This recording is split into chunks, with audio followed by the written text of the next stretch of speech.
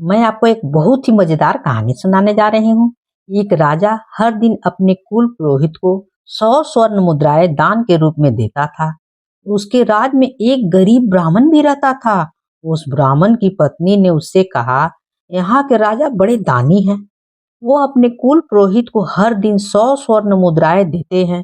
तुम भी राजा के पास जाओ ना, वे तुम्हें भी कुछ न कुछ अवश्य दान देंगे। उसने ब्राह्मण को पीली पिठाई और एक दूब का तिनका देकर विदा किया। वह ब्राह्मण राजा के पास पहुंच गया। उसने राजा के मस्तक पर पिठाई लगाई और सिर पर दूब का तिनका रख दिया। ब्राह्मण को देखकर राजा बोला, ब्राह्मण देव, आज मुझे कुल पुरोहित से पहले आपके दर्शन हुए हैं, इसलिए कुल पुरोहित के बदले आज का दान मैं आपको ही दे रहा हूँ। राजा ने ब्राह्मण को स्वर्ण मुद्राएं दान कर दी। कुल पुरोहित को जब इस बात की भनक लगी तो वह आग बबूला हो गया। उसने राजा को बहुत डराया। जो राजा कुल पुरोहित को छोड़कर दूसरे ब्राह्मण को दान करता है, वह नरक का भागीदार बनता है। राजा ने डरकर ब्राह्मण से दान की हुई 100 स्वर्ण मुद्राएं वापस मांग ली। गरीब ब्राह्मण रोने लगा। वासी राजकुमार आदित्य खड़ा था। उसे ब्राह्मण पर दया आ गई। उसने अपनी ओर से उस ब्राह्मण को 100 स्वर्ण मुद्राएं भेंट कर दी। कुल पुरोहित को जब इस बात का पता चला तो वह सोचने लगा, राजा के मरने के बाद राजकुमार आदित्य मुझे बेदखल कर सकता है, इसलिए उसे राज से बाहर कर देना ही हितकर होगा। कुल पुरोहित ने राजा को फुसलाकर राजद्रोह के आरोप में आदित्य को राज से निकलवा दिया। राजकुमार आदित्य ने जाते समय अपने पिता के पैर छुए।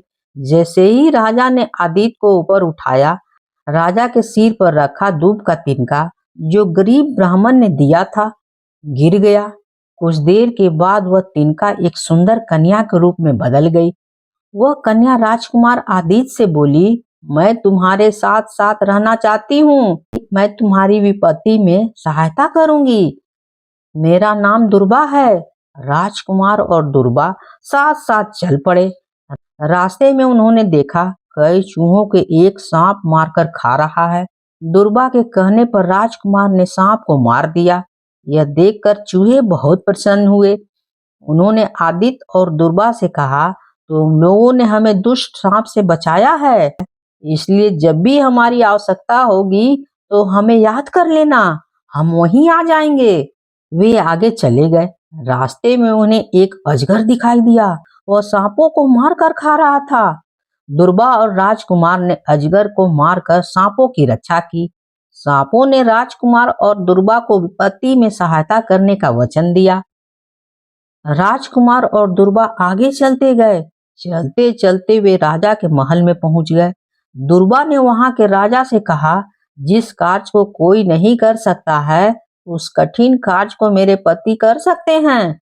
यह सुनकर राजा ने राजकुमार आदित्य को दरबार में नियुक्त कर दिया। उसकी नियुक्ति से राजा के वजीर को ईर्ष्या होने लगी। एक दिन राजा और वजीर नदी के किनारे घूमने गए। वहां नदी में एक मछली उछल रही थी। वजीर ने राजा से कहा, महाराज, मछली का इस प्रकार उछलना बहुत बड़ा अपशगुन है। इससे बचने के लिए आपको महारानी द्वारा दी गई अंगूठी नदी में डालनी होगी।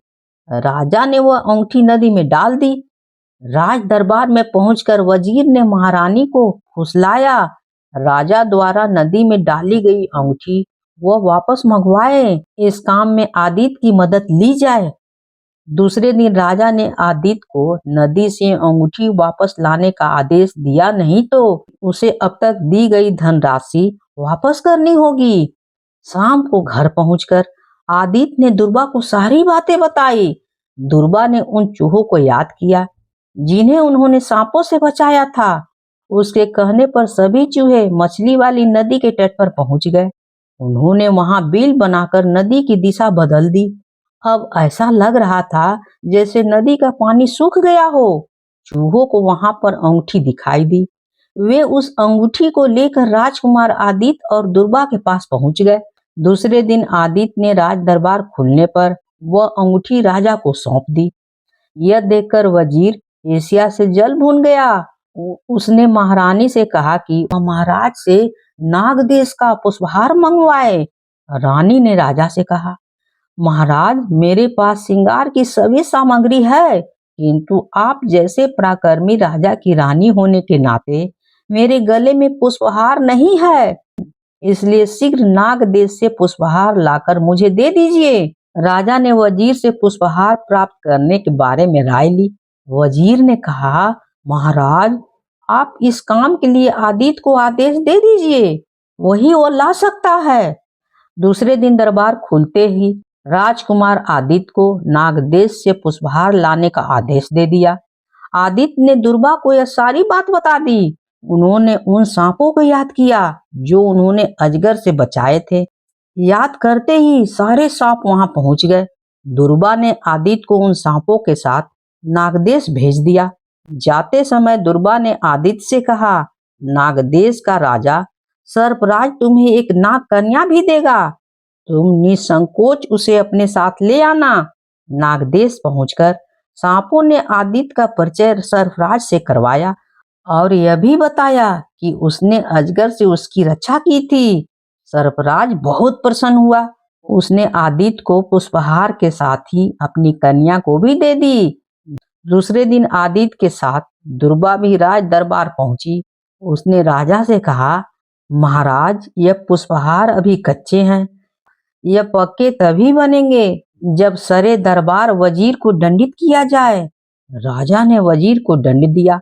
वजीर ने आदित्य से क्षमा मांगी और भविष्य में उसे परेशान न करने का वचन दिया।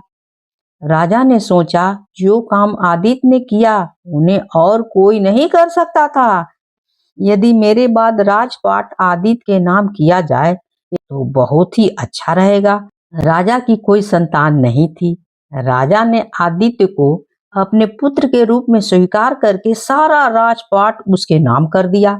दुर्वा सर्प कन्या और आदित्य को साथ लेकर आदित्य के पुराने घर गई।